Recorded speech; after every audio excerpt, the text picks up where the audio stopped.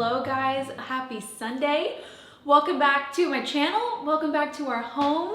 If you didn't see the last video, I have completed the last room in the house that I was going to tackle with decorating and making it comfortable here at the new house with decor that we already have or versatile decor that we can really move around the house easily. I will leave it linked for you. We are back here in the kitchen. And I have been thinking a lot about the renovations that we would like to do in the future at this house. Now, yes, we are not doing any renovations anytime soon. We still very much are in renovation stage at the cottage still, but that will be finished this year. And I get this question a lot from you guys is like, where do you even start? How did we even come up with the floor plan or redesigning the floor plan at the cottage? It can be somewhat overwhelming and you're like, well, I don't know what's possible. I don't know what I could do with this space. I don't know what will work. I don't know what I can afford. I don't know how much anything is going to be. I'm gonna bring you along on this journey with me because I feel like you need to start sketching out, dreaming up, gathering inspiration pictures very early on and go through all of the possibilities of things that you want and then actually know how much that's going to cost you to know what you're gonna be saving for. So I thought we could do this together, go through the motions together, looking and thinking about the space and how it could flow. So I'm currently in the first room that you're presented with when you come in the front door. This is the quote-unquote formal living. That's how they sold the house. That's very much how the house was staged and the layout supports it's a formal living. Now on the other side of this wall with the dual-sided fireplace is our informal living. And that's where we really frequent the most because it's further from the front door. It's not this first space, it's going out to the backyard, it's next to the bedroom, so on and so speak. So this is the first space. We have absolutely no furniture for this room. We did not have 2 living rooms before, so there's nothing in here, and it's not very cute. We're gonna be working on this just in a temporary basis, similar to what we did with the guest bedroom, just with pieces that are really versatile that we could move around, just so that when you walk in, it's nice. Right now, you would have to walk this way, around this wall, into the dining room and kitchen. So it's on this side. The kitchen is right behind this wall. Then you come this way and you're in the dining, and on the other side of this middle wall is the kitchen. 2 openings in this space on each side of the oven. And it's kind of this just partition wall that's sitting in the middle. So from the dining room, you come into this entry and you look straight at the refrigerator. This is not a good place for a refrigerator. Watch. That's not good. It literally, you cannot open this side of the refrigerator further than that. And I hit the wall every time. And you can tell that it's been patched because probably the previous owners has hit the wall every time. This is not optimizing the space or in the right spot at all, you know? So that's issue number 1. Once you get past the refrigerator, they've picked 2 tiled accents for this space. The brick floors that are throughout the whole house and also the tile countertops. Personally, I think they fight each other. I think you needed to pick one. I feel like it's almost impossible to clean like the previous, like there's like paint, blue paint right here. I don't know. I actually really like it on its own, but as a whole with the other elements, I'm not in love with it. So this would be something that we would do away with and we would replace with a stone of some kind, whatever we would find. I love the boxed window, love it. They are painted shut so you can't open them, which I would love to fix. Problem area number 2 is this side door. So this goes out to the front patio and it's great and all, like I love it, but it literally killed this whole area. You can't do anything in this area because you wouldn't be able to get to this door or access it, it would just be in the way. And it's quite a large space to just not be able to do anything with. I thought about doing like a seating some kind. You can't put a breakfast table here, you block the door, you block the entry to that side. It's just kind of dead space. So that's problem number 2. Problem number 3 We have no pantry. What I can't put anywhere in the kitchen are larger scale appliances. One thing that I did buy was this air fryer, broiler baker thing that actually flips up in the kitchen so that we could conserve counter space.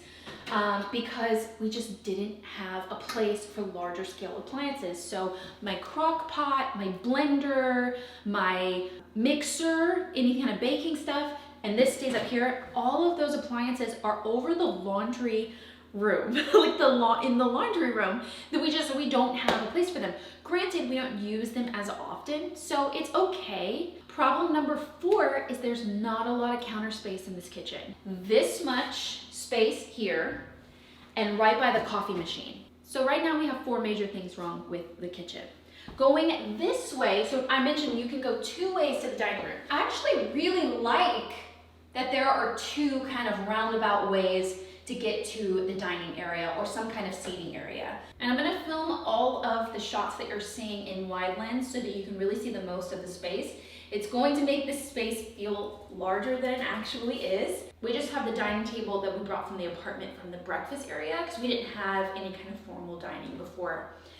So this area is very skinny. So it's skinny this way. You would need a longer rectangular table, but seating would either have to be bench seating, so it would be able to like close below it, like, you know, like fold underneath the table so that you can still walk around it when it wasn't in use. Right here, you can go out to the pool area, which is really, really nice. Problem number 2, I hid it because I was like, I don't understand why this is here.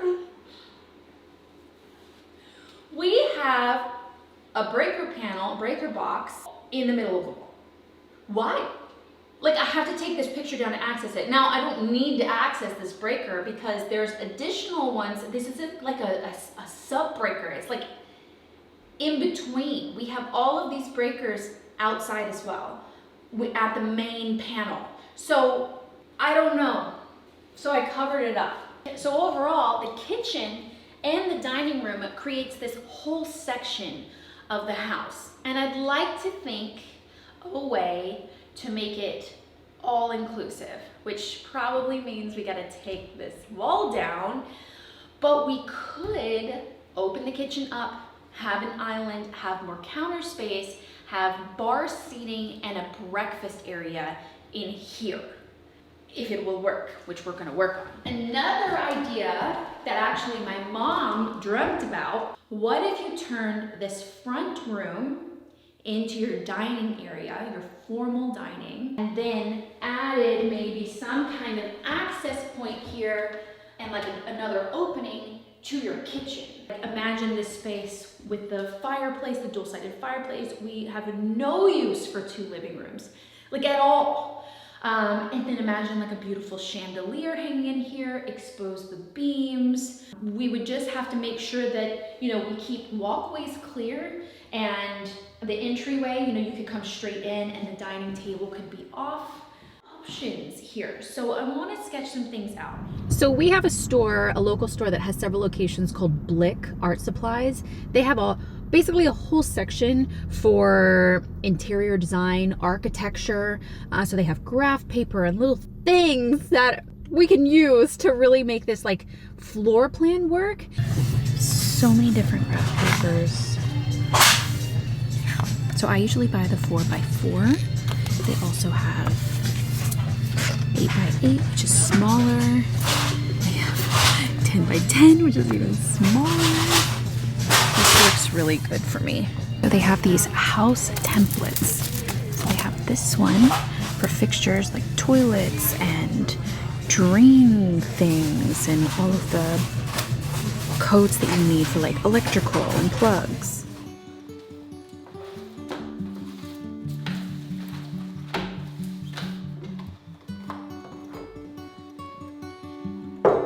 Okay, I definitely got some things that are gonna help us do this at Blick. They have a whole section for drafting and architecture and interior design. So I got this gridded paper, graph paper, or you can call it.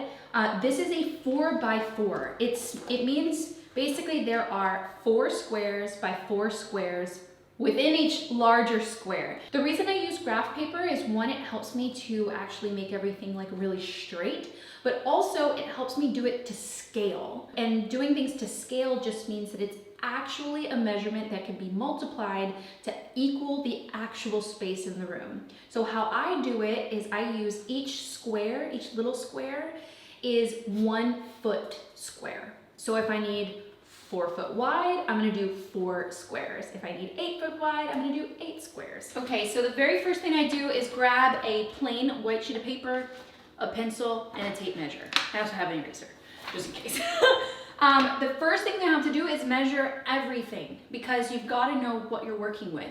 When I mean everything, I mean walls, window sizes, distance between structural things. Not really too concerned with like the cabinet width because that's actually what I'm trying to reimagine. So I'm really just doing the walls and the windows right now. So this is like the super rough draft. It is not going to be to scale in any way. This wall here, and then the living room juts out a little bit there to the front door, and then we have a bay window. Now I'm just gonna measure. I'll start over here. It doesn't matter where. The door, 45 inches. I also like to measure the ceilings. How high are they? 98.5, which means the ceilings are a little over 8 foot in here. Can we vault this? Oh, see, I have ideas. I always want to vault something. So truly just going around measuring every window, every door, every wall next to each other so that you can put all of those smaller measurements on the paper together. I also like to go back and measure the wall as a whole, starting at one corner and goes all the way to the next corner, avoiding the doors and the windows and the walls in between, just to make sure that my measurements are accurate. And I can have like an overall measurement without kind of trying to break it up. So I'm gonna start by drawing out what I have. All the actual walls that are here that would be staying. So exterior, openings, windows, things like that. I don't wanna do any renovations on that type of stuff. It just inside. I'm gonna start down here in this area, which is the area that I'm actually sitting in. I'm sitting about right here in this room, in the dining room. So I'm gonna start here since this is the very bottom of our sketch that we're gonna be working on. You also always need a calculator around so you know how many feet all of your inches kind of work out to be. So I measured this total room and it's 16 foot wide. So that'll give me a good kind of starting point. We're gonna go 4, 8, 12, 16. And that's how wide this whole space is going to be. Someday I'll find home. The picture in my mind, a place where I can go, and you'll be always mine. So I got the exterior walls and kind of like footprint drawn, and I can actually see it a lot better like this to see where the wall kind of meets up between the two spaces, like between the entry and the kitchen. The big question is, can we remove this wall? The big question, is it load bearing? The first way I test if it's load bearing is to see if the roof line comes down on it. So let's go outside. Okay, let's see if the roof line comes down on it. And I want to say no, I don't think it does. First thing is to look at, you see where the peak is in the center? That the edge of the roof is not supported by that center wall, which is a good sign. Second way is to get in the attic. And just look, what I'm really looking for is just like larger beams, large support beams. Because if a beam is supported, it's going to not be a 2x4. It's gonna be larger, you know? So I'm looking for those. I also wanna look, there's a fur down in the kitchen. We can relocate the one vent and not have it. So I'm looking for a couple of things. Okay, I see some beams. See those two beams right there? 1, 2, that's definitely coming down and supporting on something. So that may be a supportive beam going across there, which is fine. We could have a exposed thing. I'm looking for seeing if there's anything coming down on this wall right here. And it looks like no, there's nothing. There's nothing hitting that wall.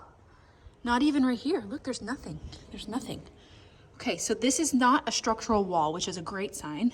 Okay, is the fur down necessary? Now the AC vent is going into that fur down, but nothing else is in that fur down. Nothing. It's just a box. We could definitely remove the fur down. This wall here is definitely structural in some form. Okay, those are definitely good signs. This wall in between the kitchen and the dining is not structural. It can definitely be removed. It's just a partition. There's nothing going to it that's structural. This I think is structural. This, I think they opened this up. This maybe used to be a wall, and this might have been like a little front porch of some kind. I'm not sure, but the heights of the ceiling are a little different. All of the structure's a little different, so it makes me feel like it was separate. Okay, so let's say we were to remove this. All of this is gone. What would happen? This whole thing would become a large square that we could reconfigure. 16 foot wide by 17.5 foot deep. So it literally will be an open square. So then what would we lose? We would lose the space for the oven. We would lose this cabinetry, right? So we would have to relocate and build storage along the exterior of the walls, but we would gain an island, right? So we could put an island. We would gain sunlight in both times of day. The sun rises up in the kitchen. We get beautiful morning sunlight here, and it sets over there. We don't get as great sunlight in the afternoon because of all the vegetation and the mature, greens that are in the back of the yard. So it kind of blocks it a little bit, but we get no light in there in the morning. So it would allow this whole space to be flooded with sunlight, which makes me very, very happy. That actually is a huge plus. We could get rid of the fur down and have higher storage on each wall. Then we could have an opening here. So we could enter the front room from the kitchen. So we wouldn't have to go around, out and around. We could go straight out and we could be in the formal dining room. Comment down, that's one idea. Comment down below if you like the idea of having the formal dining room right when you walk in. I'm on the fence. I feel like in a lot of homes, that's really common to walk into the home and immediately see the dining room. Sometimes there is some sort of separation. In the cottage, we have the dining room in the front as well, but it's not immediately off the entry. You kind of have to walk around. I actually am coming around to it because I want to utilize that space. Guys, don't worry when this takes you hours, days, months, year to do. I've been sitting here for hours. I've lost pretty much all of my sunlight now. I called my mom. We were kind of talking through it. The problem with this area is that it's a little bit random in terms of the placement of the windows, and then you've got 2 doors. We've got 2 windows here in the kitchen and 2 windows there. They're low, so you can't put counters below them. We've got the little boxed out window, and then when I thought about adding another opening from the kitchen to the dining area, the future dining area, I was like, I'm not gonna have any walls to put anything on. So I kind of worked through okay, if we were to close some of them up, which ones wouldn't impact sunlight? How could we put the most storage and the most cabinetry and really make the renovation worth it? Not only stylistically, but also functionally. This first preliminary plan is pretty good. This is the only opening to this area currently. My plan is to add another one here. So this center kind of piece here will become like a column. So it's structural. I think a lot of things go into this area, so we're not going to be able to remove it and make a big opening, but that's not what I want in this house anyways. I still want this space to feel tucked away and have its charm, but have a little more access than just 3 feet. If I add another opening here and make this into a column, it will balance the area. It will become the center of the room and have 2 entries going up and look directly at an island. So I want the island to face this way. The fridge will no longer be here.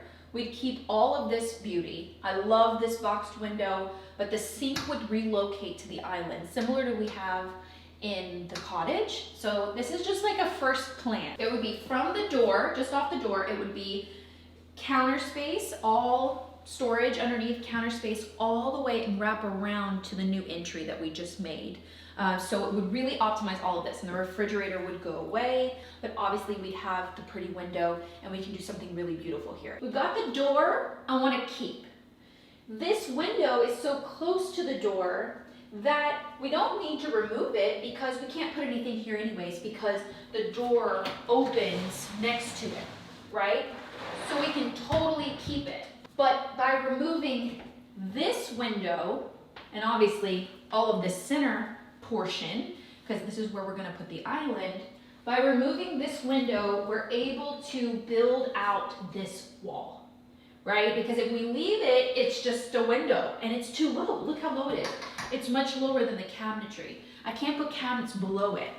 And losing this window isn't important to the sunlight.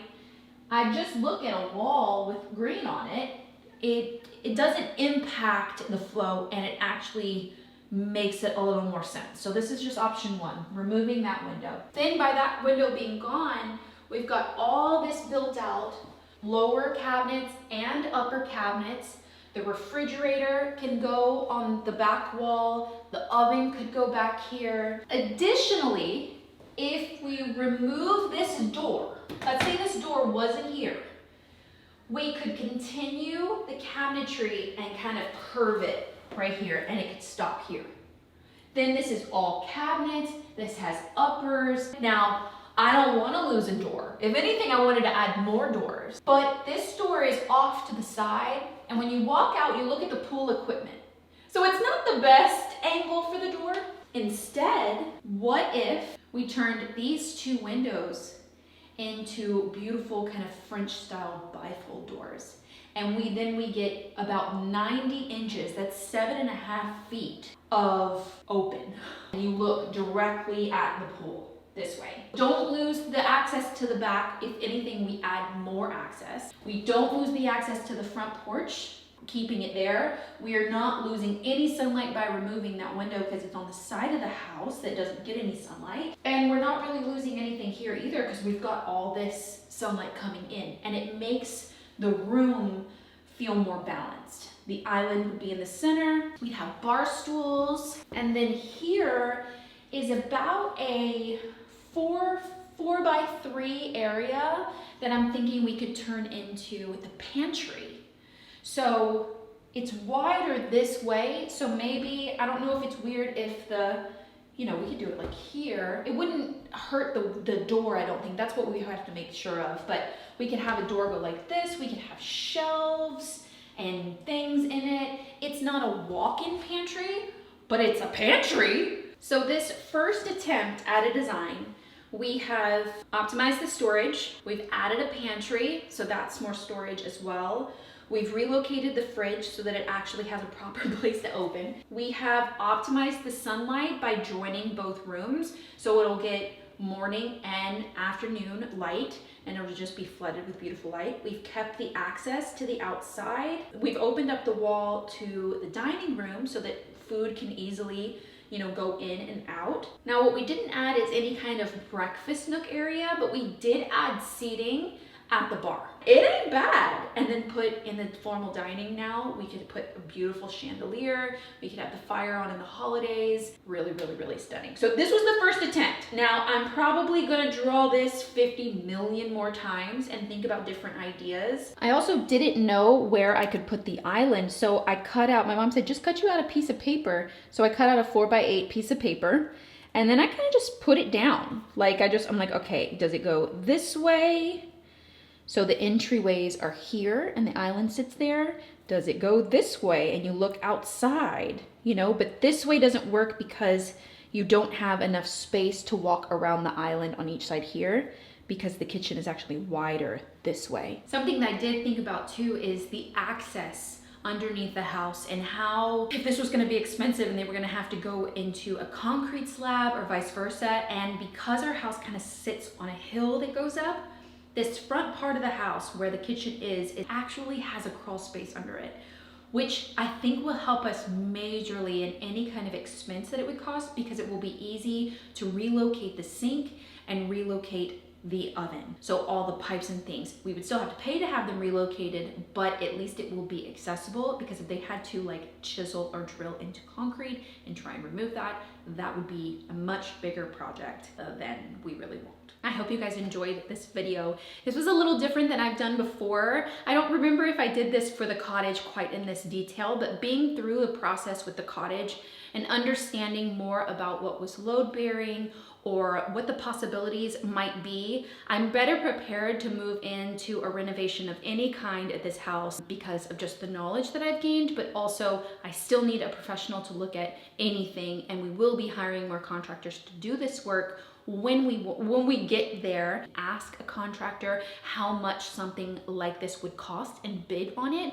Then once we know a cost or a roundabout cost, we can start saving for it, and it can be in the future that we actually do it. That was Romeo's big thing. It's like he's very interested in renovations if we don't do all of the work ourselves, but I still want to do some work myself. So we're still gonna do some. I hate to break it to him, but we're still gonna do some. I hope you guys have an amazing week. I will see you very soon, and again on the vlog channel for even more behind the scenes, so come check it out there. And I have a new podcast going live this week, so if you haven't subscribed to the podcast yet, it's With My Own Two Hands, and we also have a YouTube channel where I film it as well, so if you're more of a visual person, you can follow there as well. And I'll see you guys again next week. Bye guys.